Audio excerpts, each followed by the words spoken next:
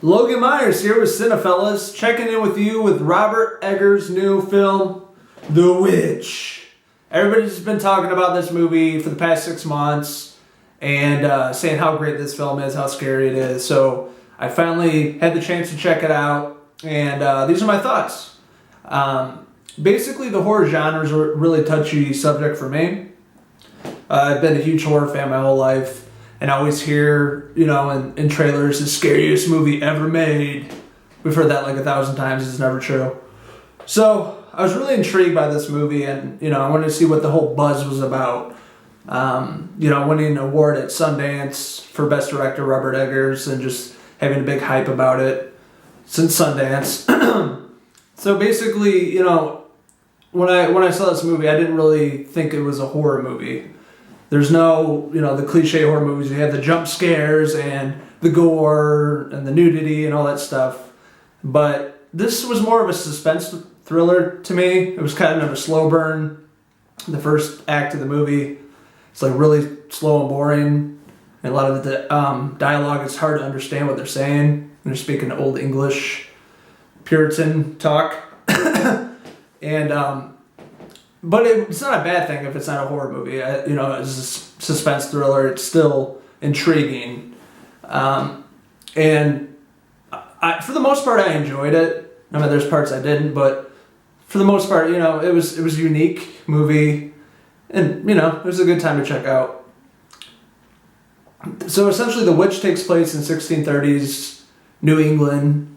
And this family leaves a Puritan community because they don't agree with what they're doing there, so they venture off onto their own desolate farm and basically just live by themselves on this farm, and they're surrounded by a bunch of woods.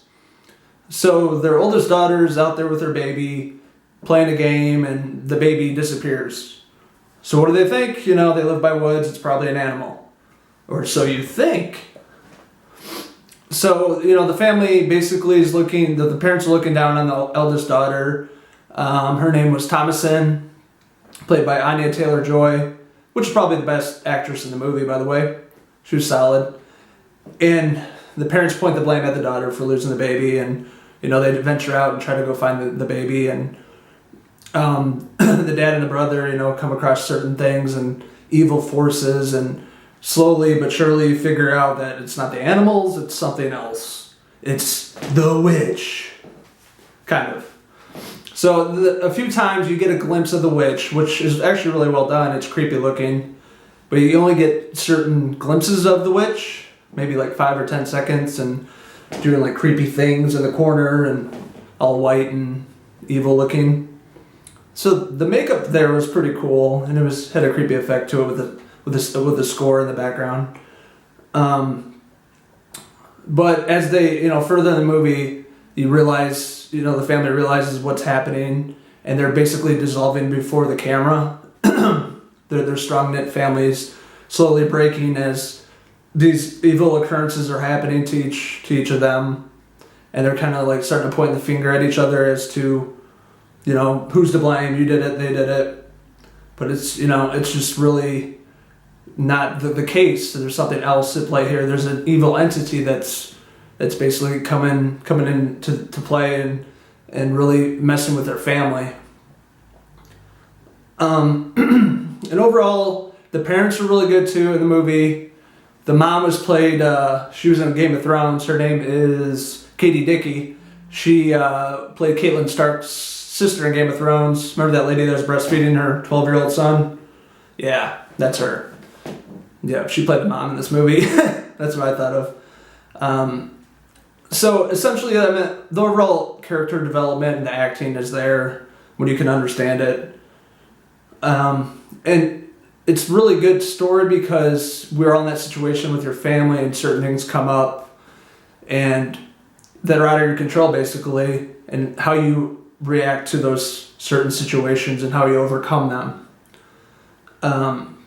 But the overall meaning of this movie, despite the witch presence or whatever, I think is just having your faith in something. And if your faith can basically go up against evil, who will win? So there's a lot of Christianity involved with it. and basically the way that the family responds to that evil, and basically what they're trying to figure out what is plaguing them.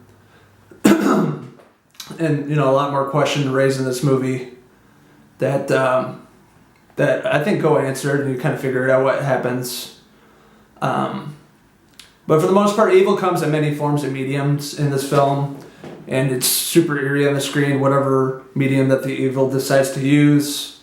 The cinematography and score, what really drives this movie. The camera work, how it pans super slow in the beginning, and it has those eerie overtones and blacks and grays and just really gloomy, muddy on the camera. It just gives it that scary vibe. And that's what the best part and the backbone of the film is. Even though there's slow dialogue and there's not a lot happening in the first act, the camera work and the score is there, and it kind of leads you into the second act, and it keeps pushing you until you're waiting for something to happen, and eventually something does happen, and all those elements come in together and just really bring you in. And I think that the raw camera work and the set design gave the audience that feeling of dread, which Robert Eggers was going for, to feel during that time period of the 1600s and the Puritan Old English communities. And overall, I think it had elements and had a new uniqueness to it that this genre of type of movie hasn't had in a while. It was different. It was unique. It was from a first-time director. So there's a lot of good elements that brought it in, and had a good response from the audiences and the box office to go into the major movie theaters around the U.S. And it did scare a lot of people. I didn't get super scared. I mean, there's maybe one part I jumped, but overall, it was just kind of the elements around it that was building you up to find something, in the movie. And it really reminded me a lot of the Blair Witch Project, the 90s, and The Village by M. Night Shyamalan, but a little better. It had a better uniqueness to it, a better twist at the end. And for that part, I liked. Overall, I thought The Witch was a good movie.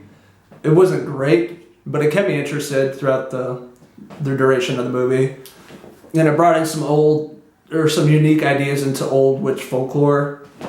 But like I said, it was slow in the beginning, slow burn, until the second and third act. It kind of picks up a little more, but not too much where you're like on the edge of your seat or anything, but it worked. And I overall enjoyed my time at the movie theater, and the overall concept and set design and cinematography, camera work was all impressive for a first-time director. So I'm going to give Robert Eggers kudos for that. If you're into that type of stuff and you want to check this movie out and catch all the hype and buzz that everybody's been talking about, go see The Witch. I am giving it a 3 out of 5. Cheers!